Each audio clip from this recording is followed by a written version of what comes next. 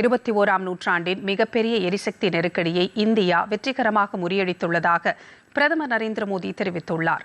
ராஜஸ்தானுக்கு பயணம் மேற்கொண்டுள்ள பிரதமர் நரேந்திர மோடி பலோத்ரா நகரில் நடைபெற்ற நிகழ்ச்சியில் சுமார் 1 லட்சம் கோடி ரூபாய் மதிப்பிலான வளர்ச்சி திட்டங்களுக்கு அடிக்கல் நாட்டியதுடன் முடிவுற்ற திட்டங்களையும் தொடங்கி வைத்தார்.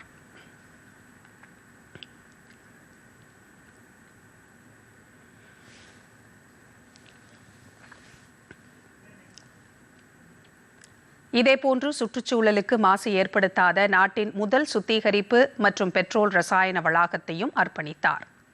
இதையடுத்து ஜெய்ப்பூர் 2ஆம் கட்ட மெட்ரோ ரயில் திட்டத்திற்கு அடிக்கல் நாட்டியதுடன் ஜோத்பூரில் அமைக்கப்பட்டுள்ள புதிய விமான நிலைய முனையத்தையும் தொடங்கி வைத்தார்.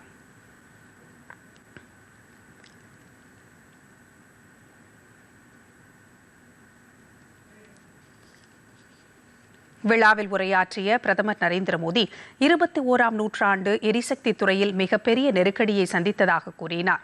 அனைத்து மட்டங்களிலும் சரியான நடவடிக்கைகளை எடுத்து நாட்டின் இயற்கை வளங்களை முறையாக பயன்படுத்தி இந்த நெருக்கடியை மத்திய அரசு முறியடித்ததாகவும் குறிப்பிட்டார். आप भी देख रहे हैं पश्चिमी एशिया में युद्ध की वजह से पूरी दुनिया में हाहाकार मचा है। हर देश त्रस्त है।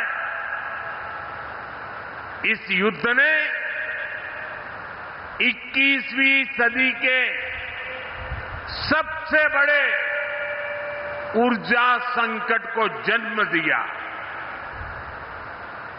बड़े बड़े देश आज ईंधन की किल्लत से जूझ रहे हैं, लेकिन साथियों 21वीं सदी के सबसे बड़े ऊर्जा संकट पर 21वीं सदी के नए भारत की इच्छा शक्ति और भारत के प्रयास इस संकटों पर भारी पड़े हैं। भारत ने हर स्तर पर सही फैसले लिए, संकट का समय रहते सटीक आकलन किया, प्रभावी रणनीति बनाई, भारत के संसाधनों का संतुलित प्रयोग किया, भारत की डिप्लोमेटिक पावर का सकारात्मक इस्तेमाल किया और तब जाकर भारत संकट से उबर पाया है।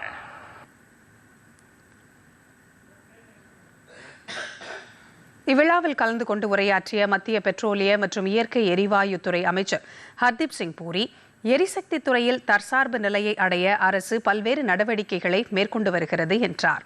உலகின் பல்வேறு பகுதிகளில் சுத்திகரிப்பு நிலையங்களின் உற்பத்தி திறன் கணிசமாக குறைந்துள்ள நிலையில் இந்தியாவில் கடந்த 10 ஆண்டுகளில் 2 புதிய சுத்திகரிப்பு நிலையங்கள் அமைக்கப்பட்டிருப்பதையும் அவர் சுட்டிக்காட்டினார்.